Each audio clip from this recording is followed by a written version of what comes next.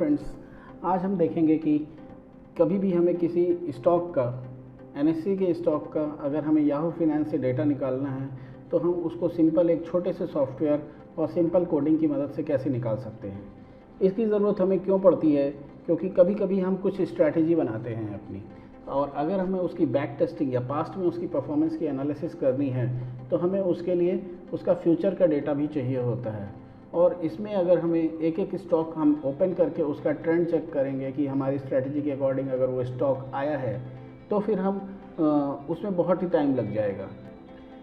लेकिन अगर हमें मालूम है कि उस स्टॉक का हमें क्या चेक करना है, नेक्स्ट 1 मंथ में उसकी कैसी परफॉर्मेंस थी, या हमारी स्ट्रैटेजी के अकॉर्डिंग उसमें 1 वीक का होल्ड रखना है तो 1 वीक में उसकी कैसी परफॉर्मेंस थी, या नेक्स्ट 2 मंथ्स के लिए अपनी स्ट्रैटेजी के अकॉर्डिंग कैसे भी उसकी परफॉर्मेंस अगर हमें चेक करनी है तो हमें एक एक स्टॉक ओपन करने की देखने के बजाय हम उसका पूरा पास्ट का डेटा डाउनलोड करके और उसमें सिंपल से एक्सेल में फार्मूला लगा के हम उसकी एनालिसिस कर सकते हैं।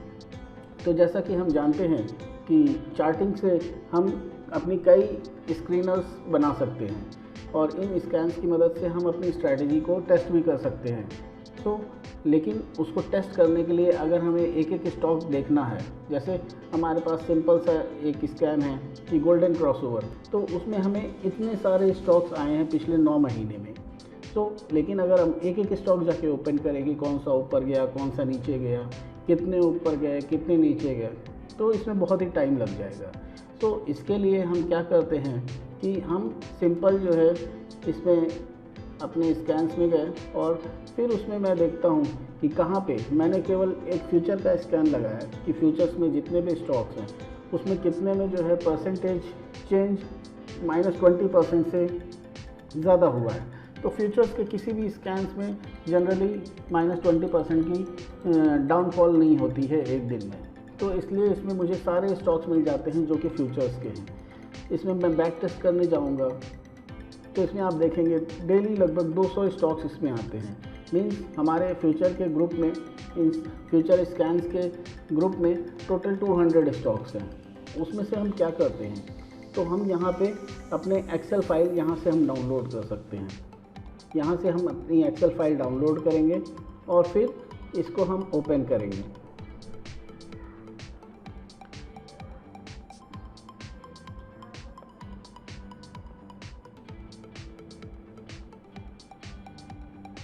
अब ये हमें मिल गया डेली स्टॉक उस दिन का जो कि फ्यूचर स्कैन्स में है और जहाँ पे -20% से कम की गिरावट हुई है।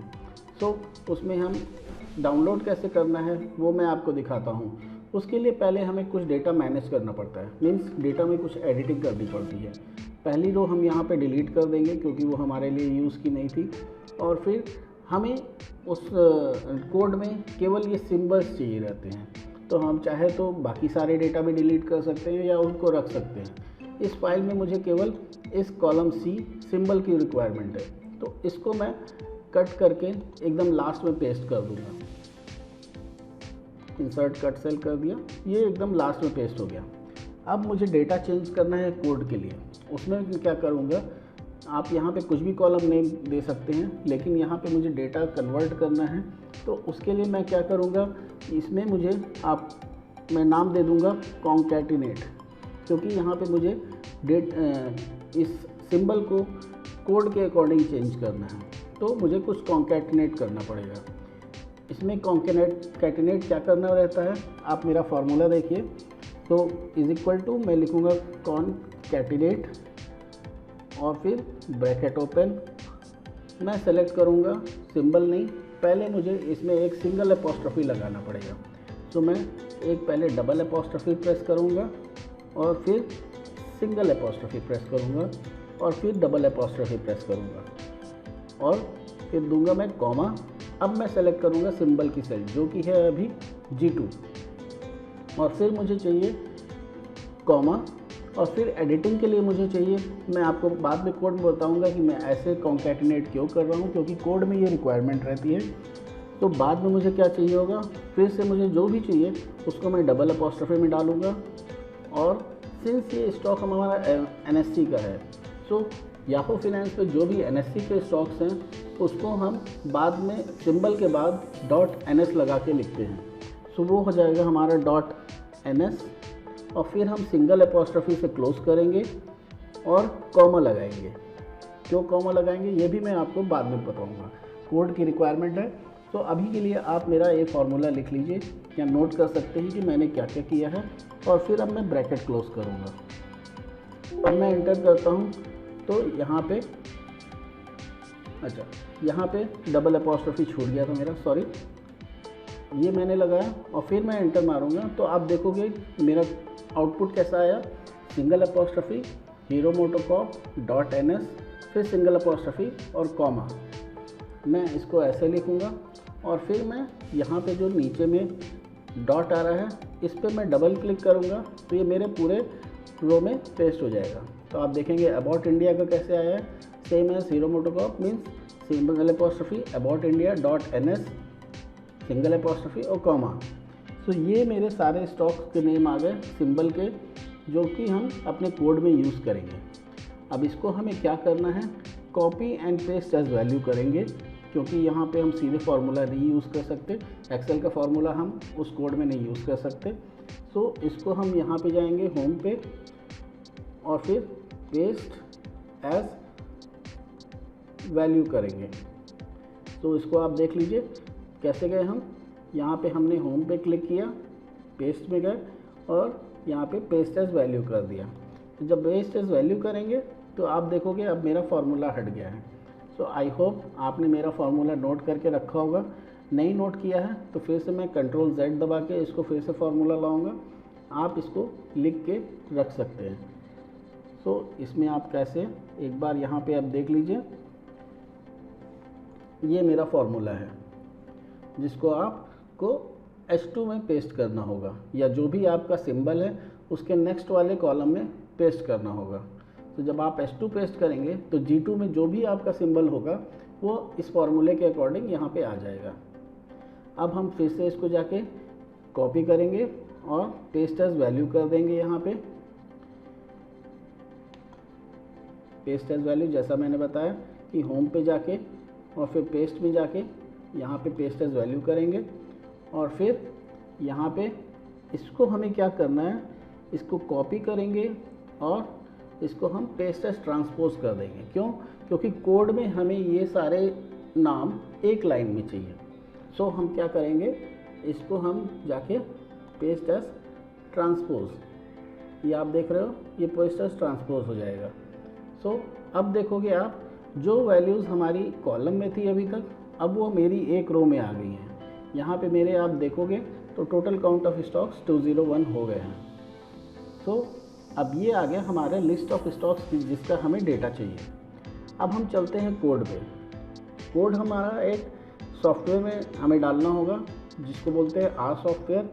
ये बहुत ही छोटा सा सॉफ्टवेयर है और एकदम सेफ सॉफ्टवेयर है। ये डेटा साइंस की फील्ड में बहुत यूज़ होता है, जहाँ पे डेटा का काम है, डेटा मैनेजमेंट का या डेटा साइंस का काम होता है, वहाँ पे ये बहुत यूज़ होता है। तो हमें क्या करना है, गूगल ओपन करना है। ये मेरा गूगल हो गया और अब यहाँ पे हमें लिखना है आर जो है सॉफ्टवेयर का नाम है। मैंने इसको बहुत बार किया है तो इसलिए मेरे में पहले ही आ गया कि आर फॉर विंडोज़। जैसे ही आप आर फॉर विंडोज़ लिखोगे तो यहाँ पे आ जाएगा cran.rproject.org। इस वेबसाइट से हमें ये सॉफ्टवेयर डाउनलोड करना है। सो हम यहाँ पे यहाँ पे आ गया डाउनलोड R 4.2। अभी विंडोज़ का 4.2 वर्जन चल रहा है इसलिए R 4.2 आ गया और ये 64 बिट के विंडोज़ के लिए है। और देखिए आप कितना है, केवल 79 MB का है। हम इसको डाउनलोड करेंगे, ये अभी डाउनलोड हो रहा है। तब तक में हम क्या करते हैं, अपने जो कोड की फाइल है उसको हम ओपन करते हैं। सो फ्रेंड्स, हमने ये कोड अपना ओपन कर लिया है। आप देख रहे हो जैसे बहुत ही छोटा सा ये कोड है और इसमें हम देख रहे हैं सेट वर्किंग डायरेक्टरी, इसको बोलते हैं सेट WD। तो ये हम इसलिए लिखते हैं क्योंकि हमें सेटअप करना है कि जो भी डेटा हमारा डाउनलोड होगा वो कहाँ पे डाउनलोड होना चाहिए। तो अपना पाथ हम सेलेक्ट करके उसको यहाँ पे लिख सकते हैं। तो मैं जाऊँगा अपना और इसमें मैं सेलेक्ट करता हूँ अपना D ड्राइव। अगर मैं सेलेक्ट करता हूँ सो मैं इसका एड्रेस कॉपी करूँगा और सेम पाथ में वहाँ पे जाके पेस्ट कर सकता हूँ। अब यहाँ पे ये देखिए सिंगल स्लैश आया है, इसको हमें डबल करना पड़ेगा, ये कोड की रिक्वायरमेंट है। और फिर उसके बाद हमें इसमें कुछ पैकेज होते हैं। तो आर सॉफ्टवेयर में कुछ पैकेज होते हैं जैसे batch get symbols, quant mod, PB apply और डेटा टेबल। इसको पहले हमें इंस्टॉल करना है। अभी जो हम आर सॉफ्टवेयर इंस्टॉल कर रहे हैं उसमें ये पैकेज नहीं रहते हैं, तो हमें जो भी रिक्वायरमेंट है हमें केवल वो पैकेज डाउनलोड करके इसको इंस्टॉल करना है। उसको डाउनलोड करने का तरीका भी मैं बताऊँगा कि कैसे करना है। उसके बाद हमें क्या डालना है, फर्स्ट डेट, हमें कब से कब तक का डेटा चाहिए। इसको मेरी पिछली रिक्वायरमेंट थी 1 जुलाई 2016 से और 1 मई 2022 तक की रिक्वायरमेंट थी, और ये मुझे डेली बेसिस डेटा चाहिए। और टिकर्स यहाँ पे आप देख रहे हो, सी मीन्स कंबाइन करना है हमें सारे जो भी हमें रिक्वायरमेंट है उसका हमें कोड लिखना है। तो आप देख रहे हो जैसे आरती इंडस्ट्रीज़, तो उसमें आपको ध्यान होगा एक्सेल में हमने कैसे लिखा था कि single apostrophe, symbol name, dot NS, फिर सिंगल अपॉस्ट्रोफी और कॉमा। इस तरीके से हमने वहाँ पे लिखा था और फिर उसको कॉपी पेस्ट वैल्यू किया था। इसलिए हमें यहाँ पे ऐसे मिलेगा। फिर उसके बाद यहाँ पे हमारा टोटल पैकेज रन करेगा बैच गेट सिंबल्स, जिसकी मदद से हम याहू फाइनेंस से डेटा डाउनलोड करेंगे। Tickers is equal to tickers लिखा है क्योंकि हमने यहाँ पे टिकर पहले डिफाइन कर दिया था, जो कि एक ग्रुप ऑफ स्टॉक है, मीन्स एक ग्रुप ऑफ स्टॉक है जिसका डेटा हमें डाउनलोड करना है। फिर फर्स्ट डेट हमें डालनी है, फर्स्ट डेट हमने यहाँ डिफाइन कर दी कि 1 जुलाई 2016। लास्ट डेट डालनी है, लास्ट डेट हमने यहाँ डिफाइन कर दी 1 मई 2022। और फिर थ्रेशोल्ड बैड डेटा, मीन्स इसमें कभी कभी क्या होता है कि कुछ स्टॉक्स ऐसे होंगे जिसमें हमें 1 जुलाई 2016 से डेटा नहीं अवेलेबल होंगे, वो स्टॉक की लिस्टिंग ही 1 जुलाई 2016 के बाद हुई हो। तो हो सकता है कुछ स्टॉक 1 जुलाई 2017 में हो या 2018 में, या रिसेंटली जैसे IRCTC का स्टॉक है 2019 में लिस्ट हुआ था, तो उसकी 2016 से डेटा नहीं होगा, लेकिन उसका डेटा हमें डाउनलोड करना है। तो अगर उसमें जो है उससे कम डेटा अवेलेबल है तो हमें उसको डाउनलोड कर देना चाहिए। तो इसकी रिक्वायरमेंट हम देंगे कि बैड डेटा अगर 0.2%, तो इसको आप अभी के लिए समझ लो 0.2 आप डाल के रखोगे तो आपका सारा डेटा डाउनलोड हो जाएगा। और फिर एक सिंपल सा है कि कैश फोल्डर, मीन्स अगर पास्ट में आपने ये डेटा डाउनलोड किया है तो उसको भी ये यूज़ कर सकता है कभी कभी। और इसको सिंपल सा कोड यहाँ पे लिखना है, उतने कोडिंग में हम नहीं जाएंगे, ये कॉपी पेस्ट करना होगा केवल आपको। और फिर हमें लास्ट में लिखना है कि जो भी ये डेटा यहाँ से डाउनलोड होगा वो कहाँ पे जाके पेस्ट हो। हम इसको CSV फाइल में पेस्ट कर रहे हैं। हम लिखेंगे write.csv और फिर lout मीन्स आउटपुट हमें मिलना है, और यहाँ पे जो डेटा निकलेगा उसका नाम होगा df.tickers, और हम जो फाइल निकालेंगे उसमें हम डालेंगे टेस्ट डेटा, या आप केवल डेटा डाल के देख सकते हो कि हमें data.csv नाम से एक फ़ाइल मिल जाएगी D ड्राइव में। अभी हम देखेंगे कि हमारा सॉफ्टवेयर डाउनलोड हुआ है कि नहीं। देखेंगे हमारा सॉफ्टवेयर डाउनलोड हो चुका है। ये हम डाउनलोड फोल्डर में जाएंगे और वहाँ पे हमारा जो डाउनलोडेड सॉफ्टवेयर है R फॉर विंडोज़ 4.2 वर्जन का, इसको हम डबल क्लिक करेंगे और इंस्टॉल करेंगे।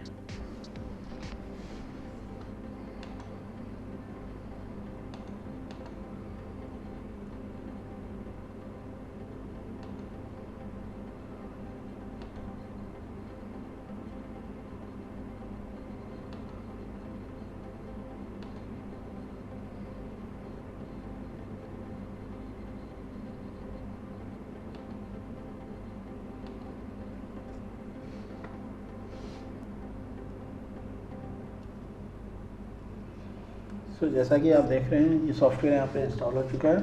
हम इसको फिनिश पे करके फिर डेस्कटॉप पे जाएंगे और वहाँ से हम इसको ओपन करेंगे। ये यहाँ पे हमारा इंस्टॉल हो गया, इसका शॉर्टकट यहाँ पे आ गया। इसको हम ओपन करेंगे और फिर इसमें एक बहुत सारी विंडोज़ आ सकती हैं, इसमें से एक मेन है कंसोल, जो हमारा मेन रहेगा। अब आप देख रहे हो इसमें आप देख रहे थे हम लोग ने सारे कोड ऐसे पेस्ट कॉपी कर लिए थे यहाँ पे पेस्ट एज ट्रांसपोज करके। इसमें हमारे सारे आ गए हैं, लेकिन अभी हम इसमें केवल 3 स्टॉक्स लेते हैं जो कि हमें डेटा चाहिए होगा। फिर कोड में हम जाके क्या करेंगे, यहाँ से लेके एंड तक हम यहाँ पे डिलीट कर देंगे। तो अभी आप देखोगे डबल ब्रैकेट है केवल, और फिर हम इसमें ये केवल हीरो मोटोकॉर्प, एवॉन्ट इंडिया और टेकएम के शेयर्स हम यहाँ पे शेयर्स के डेटा हम यहाँ पे डाउनलोड करेंगे। तो ये हमारा हो गया। लास्ट में जो कॉमा आएगा वो हमें डिलीट करना है। तो हमारे पास हो गया हीरो मोटोकॉर्प, एवॉन्ट इंडिया और टेकएम। .ns इसलिए लगाना है क्योंकि हमें NSE का स्टॉक चाहिए। कुछ स्टॉक्स ऐसे हैं जो इंडिया में भी लिस्टेड हैं और US में भी लिस्टेड है, जैसे इन्फी का इंडिया में भी स्टॉक है और US में भी है। तो अगर केवल हम इन्फी लिखेंगे तो वो हमें US का स्टॉक देगा, इंडिया का नहीं देगा। लेकिन अगर हमें इंडिया के स्टॉक्स चाहिए जो केवल NSE में लिस्टेड है तो उसमें हमें .ns लिखना पड़ेगा। सो इसलिए यहाँ पे हमें .ns लगाना पड़ता है। सो अगर हम यहाँ पे एक एक करके लगाएंगे तो बहुत टाइम लगेगा, इसीलिए फार्मूला यूज़ करते हुए मैंने डायरेक्ट एक्सेल में लगा दिया। अब आप देख रहे हो इसमें हमारे पास डेटा है 2016 से। जल्दी प्रोसेस करने के लिए मैं इसको एक बार 2020 से कर देता हूँ। सो ये हो गया 1 जुलाई 2020 से 1 मई 2022, 2 साल का डेटा है लगभग ये। तो हमें ये सारे जैसे मैंने पैकेज बताए थे इनको इंस्टॉल करना होगा। सो लाइब्रेरी मीन्स उनको फेच करना है या उनको कॉल करना है या उनको अप्लाई करना बोलेंगे इसको कोडिंग लैंग्वेज में, कि हमें ये सारे पैकेज जो हैं उनको अप्लाई करना होगा कोड रन करने से पहले। तो इसलिए हमें पहले ये इंस्टॉल करना होगा। इंस्टॉल करने के लिए कैसे करेंगे, तो उसके लिए हमें लाइब्रेरी की जगह पहले लिखना होगा install.packages, और ये सारी चीज़ हम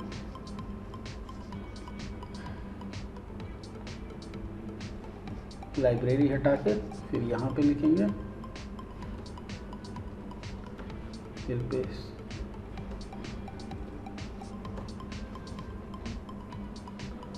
और कुछ पैकेज ऐसे रहते हैं जो जहाँ पे ये पैकेज डिपेंड करते हैं, तो उसके लिए हम क्या करेंगे, डिपेंडेंसीज ये लिखेंगे इक्वल टू ट्रू, मीन्स जो भी पैकेज या ये पैकेज जिन पैकेजेस पे डिपेंड कर रहा है वो भी डाउनलोड हो जाए, अदरवाइज़ ये बाद में प्रॉब्लम करता है। तो उसमें हम ये कॉपी करके फिर हर पैकेज के बाद इसमें यहाँ लिख देते हैं।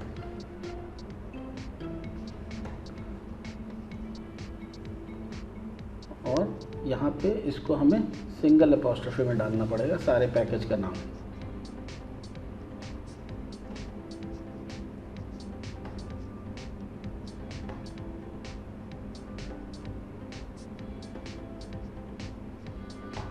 तो ये हो गया। पहले हम एक रन करके दिखाएंगे कि कैसे ये पैकेज इंस्टॉल करना है, फिर हम बाकी सारे। तो ये लाइन हमने कॉपी कर ली। अब हम सॉफ्टवेयर में जाके इसको हमें पेस्ट करना होगा। पेस्ट किया हमने। सो पर्सनल लाइब्रेरी में हमें पेस्ट करना है, ये पूछ रहा है तो हम इसको यस कर देते हैं। फिर ये हमें पूछेगा कि ये हमारे सर्वर्स है। सो आर सॉफ्टवेयर के जो पैकेजेस हैं वो ऑल ओवर वर्ल्ड, पूरे ग्लोबल में कई जगह डिफरेंट सर्वर पे स्टोर किए गए हैं। तो इसमें अभी इंडिया का सर्वर नहीं है, तो इसलिए हम जाके इसको हम यूके के सर्वर से इंस्टॉल करेंगे। यूके लंदन में सेलेक्ट करूँगा और फिर ओके करूँगा। सो ये अब हमारा एक एक करके, अगर इस पैकेज की बाकी सारे पैकेजेस पे कुछ डिपेंडेंसीज है तो उनको भी इंस्टॉल करेगा और इस पैकेज को इंस्टॉल करेगा। इससे हमें कोई प्रॉब्लम नहीं है, ये सारा बहुत ही सेफ सॉफ्टवेयर है। सो इसमें आप देख रहे हो जैसे एक एक करके सारे ये डिपेंडेंसीज भी इंस्टॉल कर रहा है। अलग अलग डिपेंडेंसीज होती हैं अलग अलग पैकेजेस की, तो वो सारा इंस्टॉल करेगा एक एक करके। ये थोड़ा सा टाइम टेकिंग प्रोसेस है एक बार के लिए, नहीं और फ्यूचर में ये बहुत ही ईजी हो जाएगा। सो जैसा कि आप देख रहे हैं इस पैकेज के लिए इतनी ढेर सारी डिपेंडेंसीज थी, सो उनको इंस्टॉल होने में थोड़ा टाइम लग सकता है। अब हम चलेंगे बाकी पैकेजेस के लिए। सो इसको एक एक करने की जगह हम ऐसे भी डाल सकते हैं कि इस पैकेज को मैं यहाँ से लेके यहाँ तक कॉपी करूँगा और फिर इस लाइन में पेस्ट कर दूँगा। और सिमिलरली लास्ट वाला जो है डेटा डॉट टेबल, इसको भी मैं कॉपी करूँगा और यहाँ पे पेस्ट कर दूँगा। अब इन दोनों लाइन की ज़रूरत नहीं है मुझे। ये जो दूसरी लाइन है इसको मैं कॉपी करूँगा और फिर से मैं इस सॉफ्टवेयर में जाके यहाँ पे पेस्ट कर दूँगा।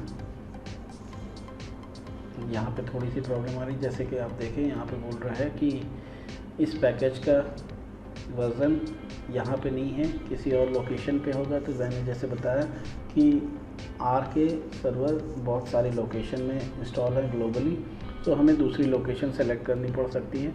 तो हम क्या करेंगे, इसमें से हम फिर से ये लाइन सेलेक्ट करेंगे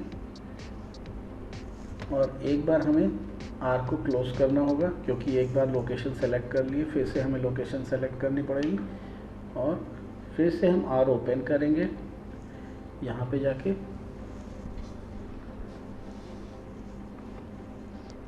और इसको यहाँ पे कॉपी करेंगे और यहाँ पे पेस्ट करने की कोशिश करेंगे। देखिए फिर से लोकेशन मांगा। So PB apply data dot table में थोड़ा प्रॉब्लम था, शायद इस वजह से होगा, वरना देखते हैं। अब की हम लोकेशन दूसरी सेलेक्ट करेंगे, हम यूके ब्रिस्टल सेलेक्ट कर सकते हैं यहाँ पे।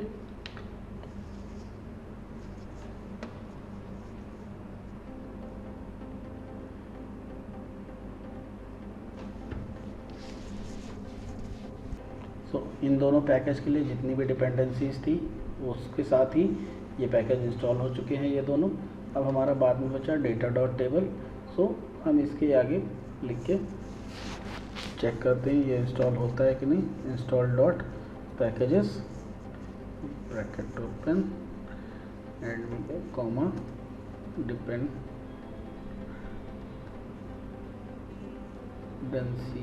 Is equal to true. इस लाइन को हम कॉपी करके वहाँ पेस्ट करेंगे।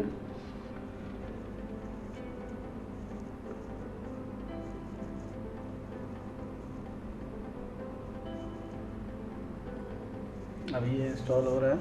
सो वही है, कभी कभी हमारा लोकेशन चेंज करने पे कुछ पैकेज इंस्टॉल हो जाते हैं और ये टाइम पे कोई पैकेज हटता रहता है या लगता रहता है किसी पर्टिकुलर सर्वर पे या किसी पर्टिकुलर लोकेशन पे। तो हमें चेंज करके करना पड़ेगा।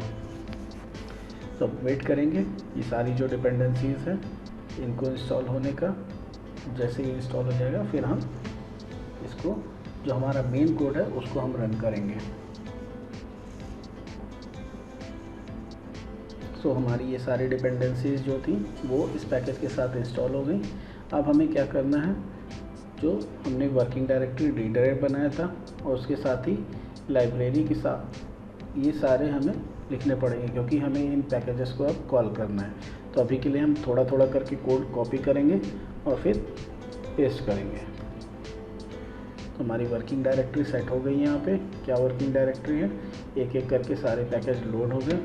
अब हम आगे चलेंगे। यहाँ पे हमने फर्स्ट डेट 1 जुलाई 2020 से 1 मई 2022 का डाला है और फ्रीक्वेंसी हमने डेली बेसिस पे डाली है। तो डेली बेसिस का स्टॉक हमें मिलेगा और इसको हम कॉपी करेंगे और फिर पेस्ट कर देंगे। ये हमारा सेट हो गया।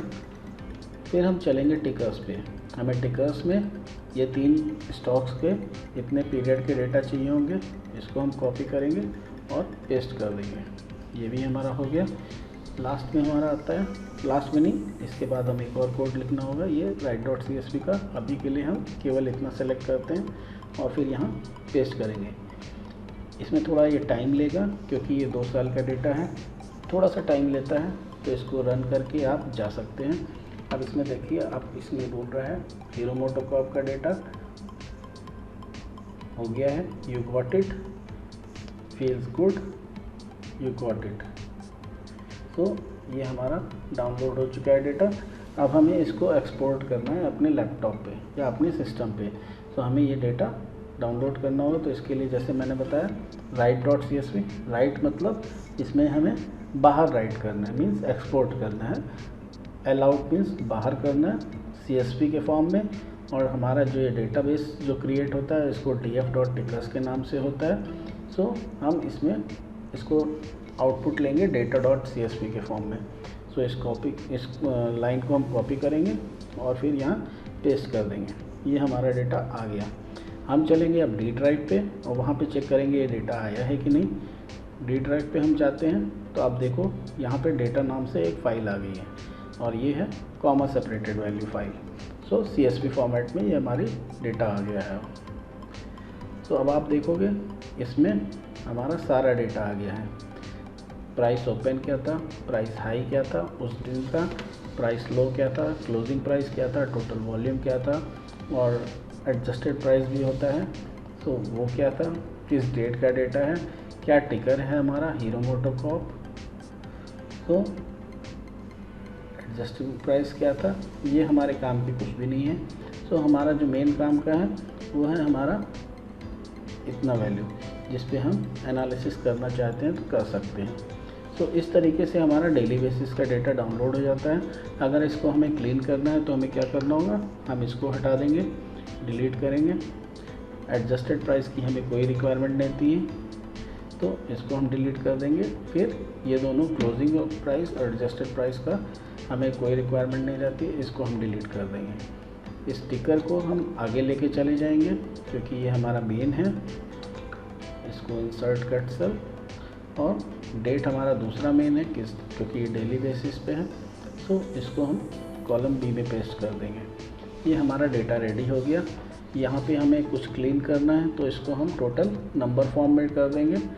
उसके लिए हमें यहाँ पे डाउनलोड में नंबर सेलेक्ट करना होगा।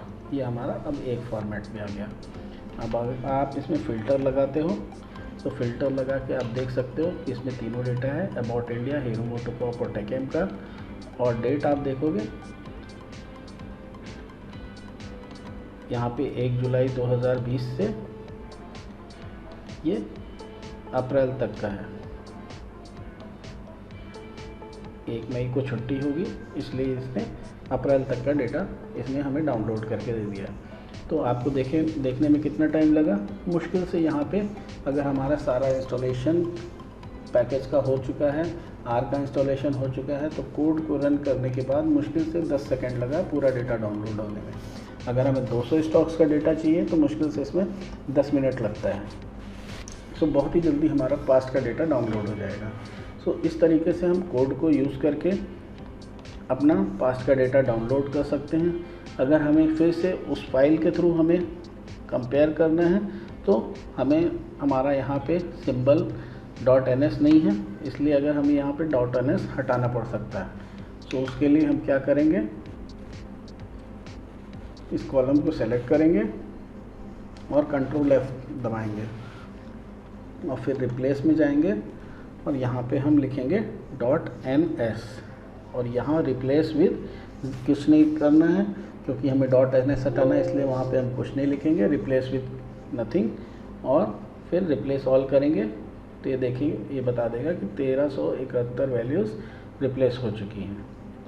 तो यहाँ पे हम देखेंगे अब जो टिकर्स आए हैं वो इंडियन मार्केट के हिसाब से हो गए, Abbott India, Hero MotoCorp, TechM. .ns इसमें से मैंने रिमूव कर दिया।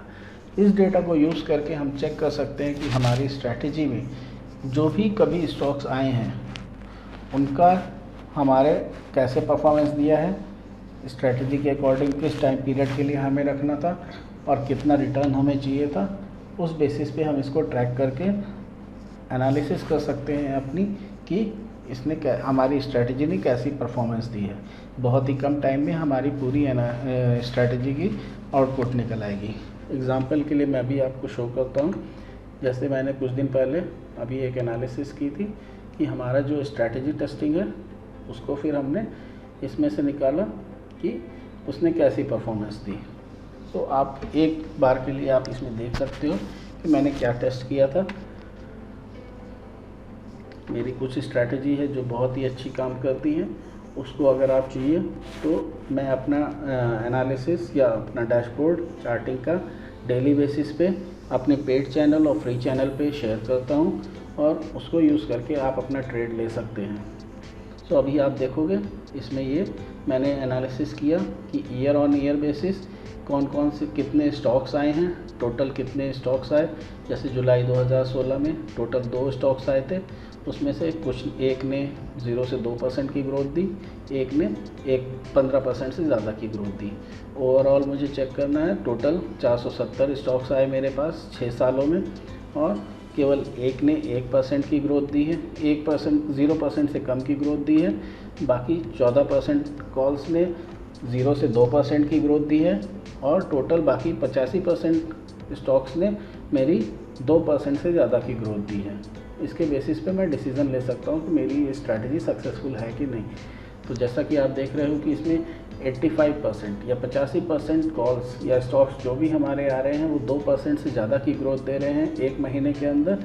तो ये स्ट्रैटेजी मेरी बहुत अच्छी है, और इससे मैं FNO में बहुत अच्छा पैसा कमा सकता हूँ। उससे आगे मैंने चेक किया कि मंथली बेसिस पे कितना कॉल आया। मंथली बेसिस पे हर एक वीकडे को, सो ये है Monday, Tuesday, Wednesday, Thursday, Friday. तो जनवरी में हर मंडे को कितनी कॉल आई, तो जनवरी में हर मंडे को पिछले 6 साल की जनवरी होगी, उसमें से टोटल 6 जनवरी हुई, टोटल 5 कॉल आई, और 3 में जिसमें से 3 ने 5 से 10% कर दिया, 2 ने 10 से 15% कर दिया। ऐसे एनालिसिस करके हम अपनी स्ट्रैटेजी चेक कर सकते हैं। ये मैंने फाइनली एनालिसिस की वीकडे बेसिस पे कि Monday, Tuesday, Wednesday, Thursday, Friday. यहाँ पे नंबर लिखा है क्योंकि एक्सेल में नंबर होता है, डे नहीं आता है जल्दी। सो इस बेसिस पे मैंने किया, और यहाँ पे आप देख सकते हो कि ज़्यादातर आप जो देखोगे टोटल 470 में से मेरा 400 कॉल में 2% से ज़्यादा का ग्रोथ मिला है। सो ये स्ट्रैटेजी मेरी बहुत अच्छी है। इसी तरह LG2 में तो मेरी कुछ स्ट्रैटेजी है जिसको मैं यूज़ करता हूँ अपनी ट्रेडिंग लेने के लिए, और उसके थ्रू मुझे अगर चेक करना है कि मेरी स्ट्रैटेजी कैसी काम कर रही है, तो मुझे पास डेटा चाहिए है। उसको डाउनलोड करने के लिए मैंने आपको पूरा प्रोसेस समझाया है। ये कोड मैं डिस्क्रिप्शन में पेस्ट कर दूंगा, ये फ़ाइल आप डाउनलोड कर सकते हो, और इसका यूज़ करके आप अपना डेटा डाउनलोड कर सकते हो। सो बहुत ही ईजी प्रोसेस है। अगर आपको और कुछ रिक्वायरमेंट है कमेंट सेक्शन में मेंशन कीजिए, मैं उसका आंसर देने का पूरा कोशिश करूँगा। अदरवाइज़ मेरा फ्री टेलीग्राम चैनल है, वहाँ पे आप मुझसे क्वेश्चन पूछ सकते हैं, मैं भी वहाँ पे भी मैं आंसर करने का कोशिश करूँगा। Thanks for joining. उम्मीद करता हूँ ये आपको बहुत ही हेल्प करेगा, और इससे आपको अपनी बैक टेस्टिंग करने में बहुत सहूलियत मिलेगी। So thank you, have a good day.